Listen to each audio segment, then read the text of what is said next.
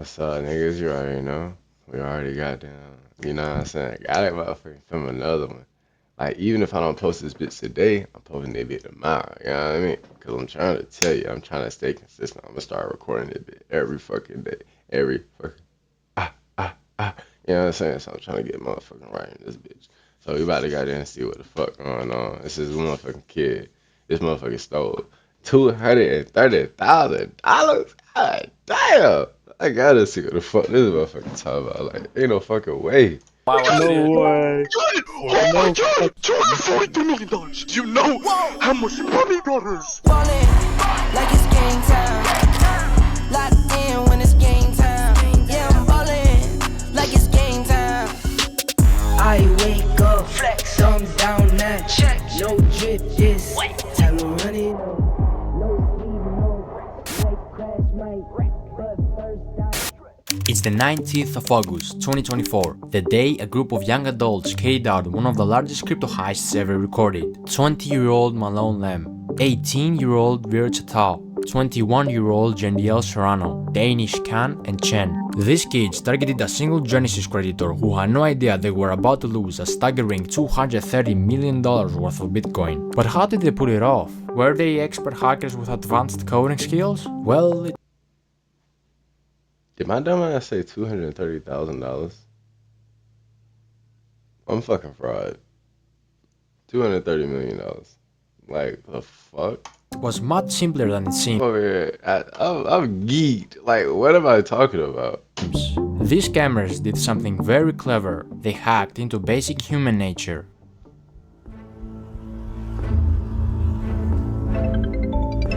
It all began with a phone call, a seemingly harmless contact from Google support, but this call wasn't from Google at all. Using a spoof number, Vichatel, also known as Wiz, convinced the victim that their personal accounts had been compromised. With this false sense of urgency, he gained access to the victim's Gmail and iCloud, where he gathered key security information. The fuck is iCloud? Another call followed, this time from Jendiel Serrano, aka Box, claiming to be a representative from Gemini, the crypto exchange the victim used. The victim was tricked into believing their account was under attack. Under pressure and convinced they needed to act fast, the victim reset their two-factor authentication settings, giving the thieves the access they needed to take control of the Gemini account, quickly sending funds to a compromised wallet. The situation was spiraling, but the victim had no idea. When he was asked to use AnyDesk, a remote access software, it seemed like another step in securing their assets, but in reality it was the final blow. As the victim unknowingly shared the screen, the private keys to their Bitcoin wallet were exposed, and in just a few clicks, the digital fortune was transferred into the hands of the thieves. wow. Wow, I see No it. way. No fucking way. I see it, bro. It's on the blockchain. It's on the blockchain, bro.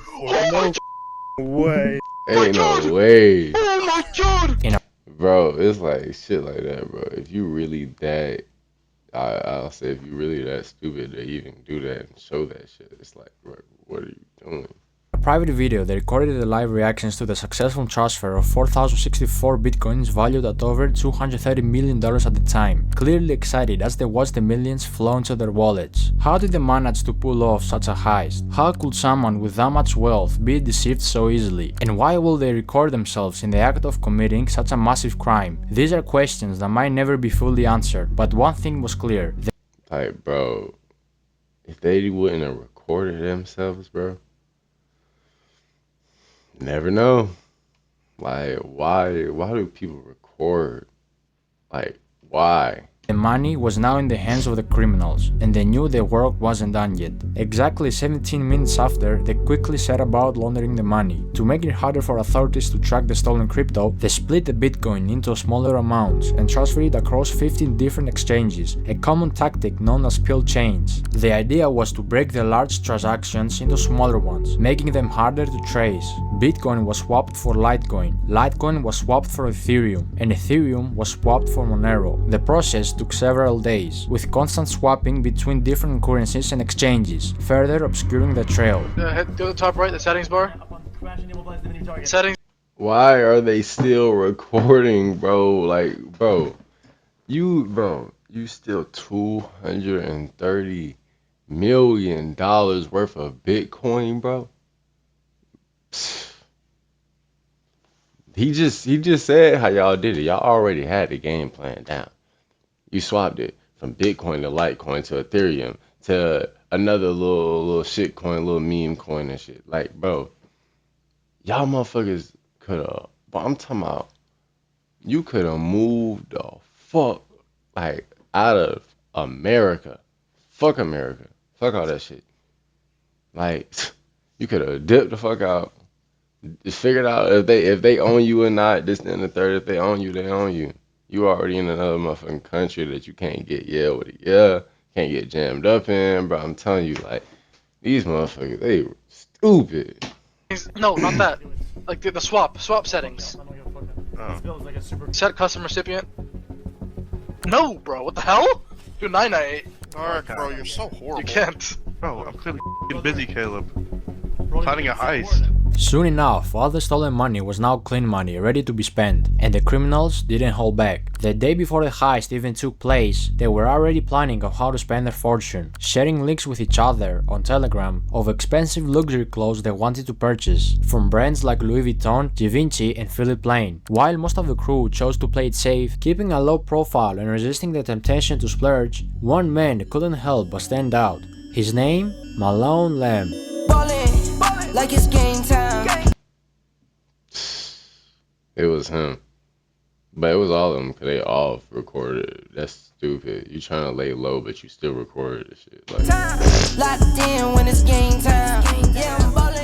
Malone was based in LA, and the moment he got his hands on the money, he wasted no time diving headfirst into a luxurious lifestyle. Everything he had once watched wealthy people enjoy was now within his reach, ready to become his new reality. Nightclubs became his second home. Almost every night, he hit a club, spending ridiculous amounts of money on VIP sections and bottle services. His bar tabs were unbelievable, some nights costing $265,000, $300,000, and even more than $500,000 in a single night. If you were in one of those clubs, you couldn't miss him.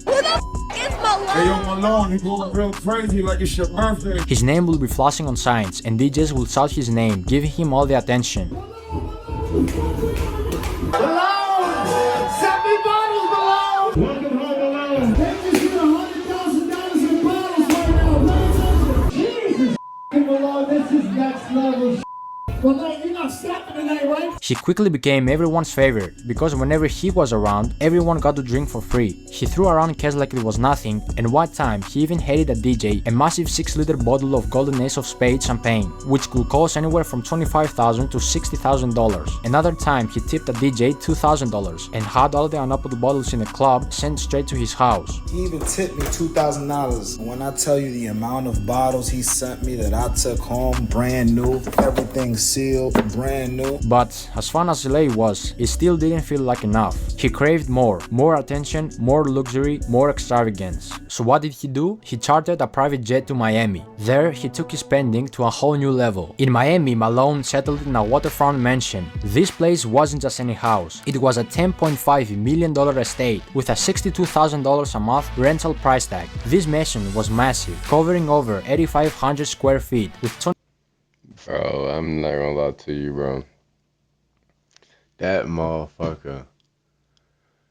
Well, he could have went to another country. Done. You could have, whatever.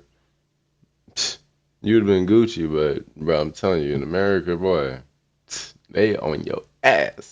25-feet ceilings, 10 bedrooms, and a huge pool with a jacuzzi. It had 2 big front gates and a garage with a spacious driveway that was later filled with expensive supercars and luxury vehicles. Malone bought a black Mansory SF90, a white Lamborghini Urus, a fully kitted out white Mansory Lamborghini Urus with baby blue interior, a matte black Lamborghini Revuelto, the new Porsche 911 GT3 RS, the new Ferrari SUV in black, 2 Mercedes-Benz G-Class, 1 in grey, 1 wrapped with matte black camo, a convertible matte black and pink Rolls-Royce Dawn, a blue BMW M4, another Lamborghini Revuelto in matte grey, a blue Lamborghini Urus, an all-white wide-body kit Lamborghini Aventador SVJ with Malone's name written on the bottom of the door, a matte black Ferrari 812 Superfast, another Lamborghini Aventador SVJ in blue, a pink Urus, which Malone originally bought as a gift for his ex-girlfriend to try to get her back, but got rejected again. Ain't no way. A fully black carbon fiber McLaren 765 LT, Like, that's embarrassing. Secondhand embarrassment right now. Blue Pagani Howrah, and many more cars. If you didn't realize it by now, Malone was always rolling with fashion. He rocked high-end designer pieces like Louis Vuitton and Givenchy. His style was expensive, with the most expensive piece of clothing being the McLaren. It's like, bro, think about it. I'm not gonna lie to you. You did all that. Bro, why not keep on, like, cycling that motherfucker through, like, different coins and shit like that? Try to keep on hitting bigger. And then, like, it's like, bro, you're just blowing your money at the club on hoes and shit and this, that, and the third. Like, bro, it's like, come on, bro. Like, you got it up. Like, yeah, he is a fucking kid and shit. Like, I wouldn't know how to fucking add if I had 230 goddamn million. 230 million divided by 5. Let's see what that shit is. Divided by 5. That's $46 million. So it's like, bro, if I had $46 million right now, bro, I don't know. But at the same time, I'm not gonna be spending that motherfucker. I don't know, fuck. I'm not going to the club. I'm not going to the club. If I just hit for $46 million, nigga, ducked off somewhere. I don't know what country. It's not gonna be America. We're out of here. I'm telling you. We're out of here. Like, ain't no way. Maya 70 by Paul Manger's jacket, which alone cost $50,000 or more. But after all this wasted money on clubs and cars, Malone finally decided to invest his money in timeless pieces that would hold the value over time, like this Cuban link chain bracelets filled with diamonds, a Rachel Millie covered in diamonds, and a diamond ring for each one of his fingers. One Rachel Millie wasn't enough, of course, so he bought multiple. Even his glasses had diamonds. Yo, don't take no video. Malone wasn't just a millionaire obsessed with himself. He had a generous side, often using his wealth to give back to others in need. He bought 5 Birkin bags and gave them away to random girls at the club. One of these lucky ladies was a model named Olivia Allen. Guys, I can't even make this up when I say that I just woke up to a Birkin in my bedroom because a man gave it to me in the club last night. This is your sign to go clubbing. Another lucky lady who got a Birkin bag was famous TikTok star Sky Bree. Me and my 2 girlfriends walk over to the section, and this kid, I'm gonna refer to him as like a kid. I mean, he was definitely over the age of 18. He looked pretty young. He comes towards me and he's like, I got this for you. She ended up saying she didn't like it. It's beautiful, but to be honest, it's not really my style. While Malone was busy making his name known, flaunting his wealth at every turn, he was also Stop giving our stuff to people, Malone. You should have just kept that shit to your fucking self, gang. Like, that shit is just crazy as fuck. Like, you over here at the club just giving out random Birkin bags to random people, bro. You could have found you a down chick and just bopped out. I'm telling you, bro, America is just, yeah, America cool, bro. I love it here. It's cool, but, bro, I'm telling you, me going to another fucking country, living there for probably like 3-4 fucking months, bro. That shit opened my mind. This is not it, bro. Also drawing the wrong kind of attention. His outrageous spending, paired with his desire to be noticed, made it easier for authorities and blockchain experts to track him down. Investigators, including prominent figures like Zach XPT, were closely watching the flow of the stolen funds, tracing each move as he splurged on cars, clubs, and luxury items. The more he spent, the more obvious it became that his newfound fortune was linked to the heist, and soon enough, the walls started closing in.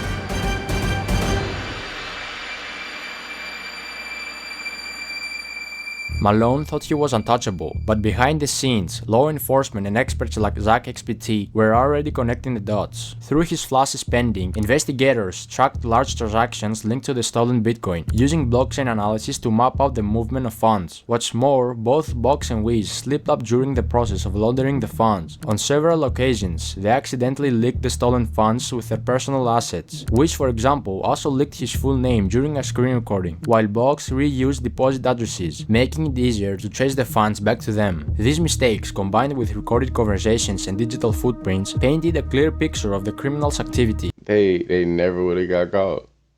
I'm not gonna say they never would have got caught, but let's be fucking for real, bro. With that crypto shit, bro, like, motherfucker, you could send 100 million, gazillion, trillion, billion motherfucking dollars to the wrong address, and that shit is done. Imagine that shit is sending right to your fucking address. It's no giving me that shit back, brody. By mid-September 2024, the FBI and other authorities had gathered enough evidence to act. On the 19th of September, federal agents raided Malone's Miami mansion, where he was arrested, surrounded by all the luxuries he had bought with a stolen fortune. We hear boom, and we thought that was a shooting in the neighborhood, and we saw a lot of police. This was something that never happened in this neighborhood. Most of the time was a lot of party. It was party because I can hear from my house the music. It was a stark contrast. Malone, who had lived like a king for just a short while, was now being led away in handcuffs. Authorities were able to freeze over $9 million in stolen funds, with $500,000 already returned to the victim. However, a significant portion of the stolen money remains in cryptocurrency wallets. At the time of making this video, $21 million linked to Box is still sitting in one wallet, while Virche Tao, also known as Wiz, has around $39 million tied up to his account. Additionally, $4 million of Malone's funds remain untouched in another wallet. But what happened to everything else he bought? The cars, the clubs, the private jets, and all the flashy stuff. See, when a criminal buys luxury items, like cars, with stolen money and later gets arrested, the government steps in and seizes those assets through a process called asset forfeiture. This allows law enforcement to take control of anything purchased with illegally obtained funds, such as cars, houses, or expensive jewelry. Once these assets are seized, they are usually put up for auction. In many cases, dealerships or buyers, including the same dealer who originally sold the cars, can purchase them again, often at a lower price than they were initially sold for. The money made from these auctions then is used in a couple of ways. A portion of it will go toward compensating the victims of the crime, helping to recover some of the stolen funds, while another portion could be used to cover the cost of the investigation and legal proceedings. If the victim is lucky, he can get 50 to 65% back after the auction and administrative fees, the cut the investigators will get. However, in Malone's case, 3 of the Gang.